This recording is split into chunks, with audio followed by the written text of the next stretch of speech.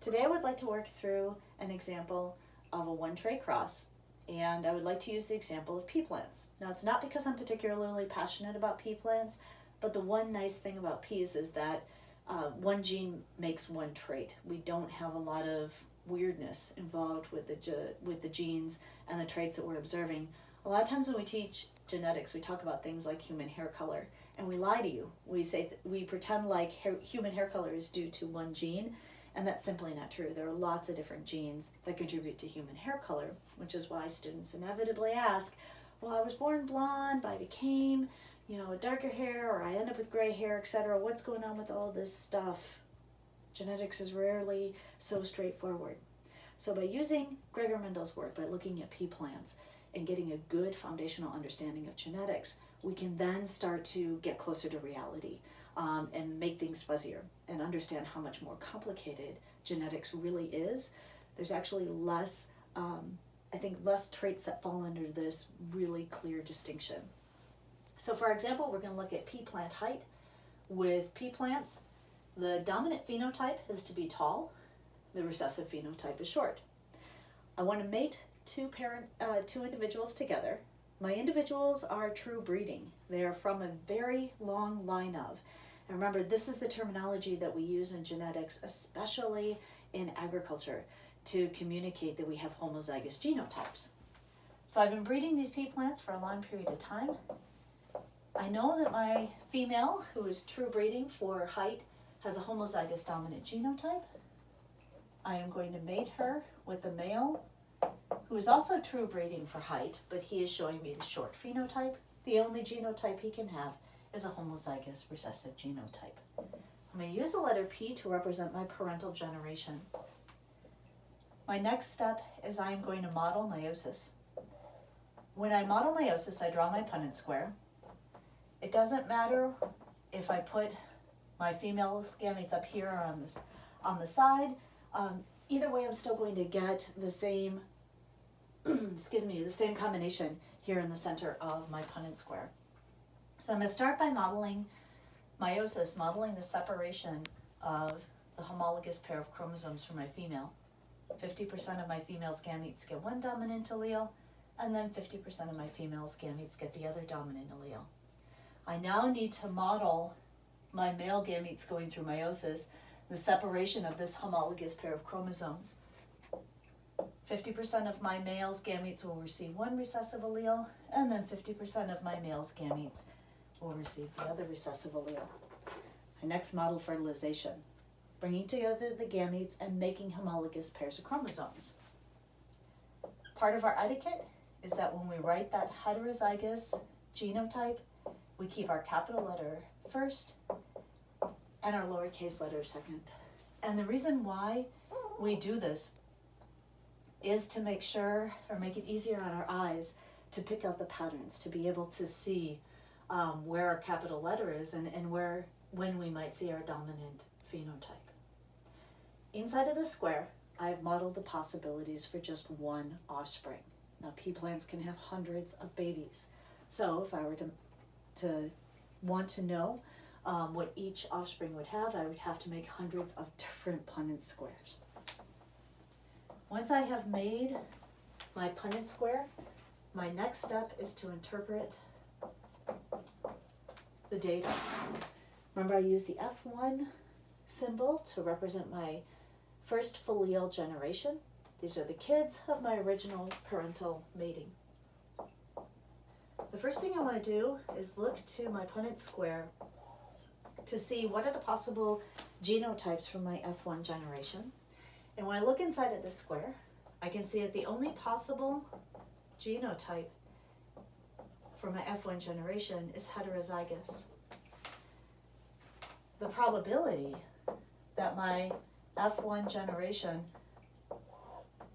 will have a heterozygous genotype is 100%. All four squares have that heterozygous genotype.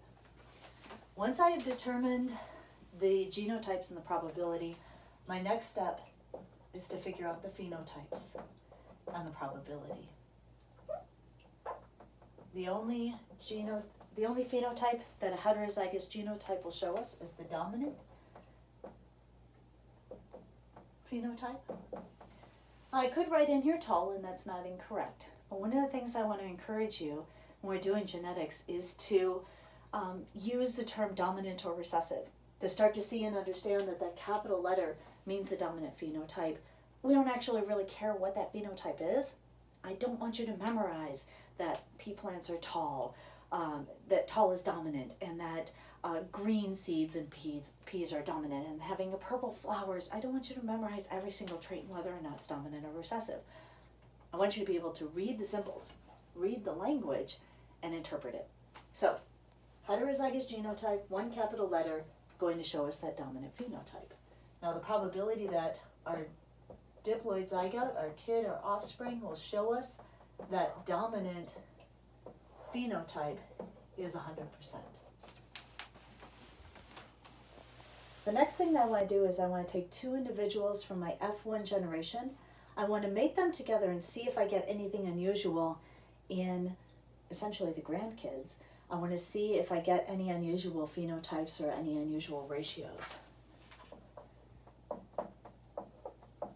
So from my F1 generation, the only possible genotype for the individuals to have was heterozygous. So my female will have a heterozygous genotype, and my male will also have a heterozygous genotype.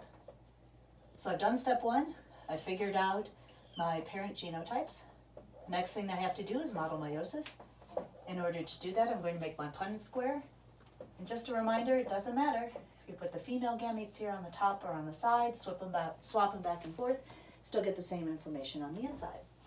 So when I model meiosis, I'm going to take this homologous pair of chromosomes and I'm going to separate it into my haploid gametes. So 50% of my female's gametes receive a dominant allele, and 50% of my female's gametes receive a recessive allele. I'm going to model meiosis, the separation of this homologous pair of chromosomes from my male. 50% of my male's gametes get the dominant allele, and 50% of my male's gametes get the recessive allele. Now the fun part. The modeling of fertilization, bringing together those gametes to make homologous pairs of chromosomes for my diploid zygote.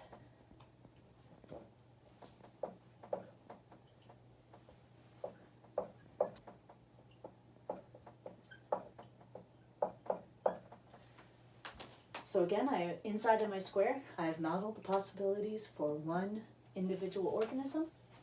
If I had lots of babies involved, I would have to keep making new Punnett squares to represent and show the combinations for those individuals. So once we have made our Punnett square, our next step is to interpret the data. I look to my square to figure out which genotypes will be possible for my diploid zygote. One possible genotype would be homozygous dominant. If you'll excuse me for just a second, I have a cat who is deciding to play footsie underneath the door with another cat,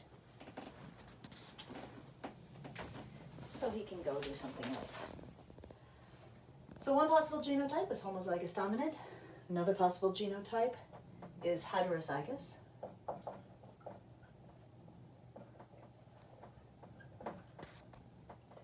And our final possible genotype for our F2 generation is homozygous recessive.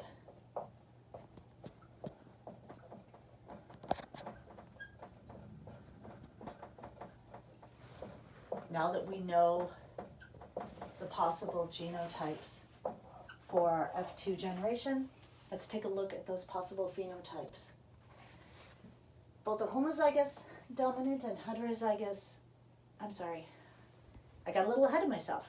Let's look at the probability our diploid zygote will inherit these different genotypes. The probability our diploid zygote will inherit a homozygous dominant genotype is 25%. The probability that our diploid zygote will inherit a heterozygous genotype is 50%. And the probability our diploid zygote will inherit a homozygous recessive genotype is 25%. Now, one way that we will often communicate or show this ratio of genotypes is we'll write or represent or show a 1 to 2 to 1 ratio. Now there is an etiquette to how we structure and write our ratio. This first number represents our homozygous dominant genotype probability. This middle number represents our heterozygous genotype possibility. And the final number represents our homozygous recessive genotype possibility. Okay, now that we've dealt with our genotypes and the probabilities, let's get to those phenotypes and probabilities.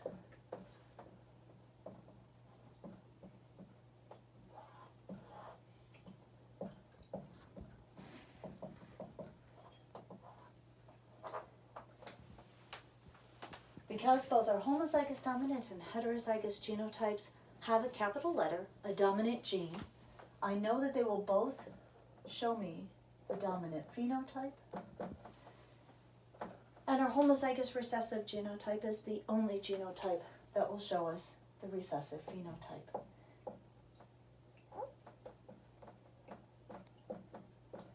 So in my F2 generation, I have the possibility of seeing both of these phenotypes. The probability that I'll see the dominant phenotype is 75%, and the probability that I will see that recessive phenotype is 25%. Again, I can write this as a ratio. We often will write the 3 to 1 ratio. That first number is indicating it to us that we have the dominant phenotype, and then the last number is indicating to us that we have the recessive phenotype. So following with that unspoken etiquette of keeping the dominant first when we start to communicate. This is our one-tray cross. Please make sure to work through the practice problems. Email me if you have any questions.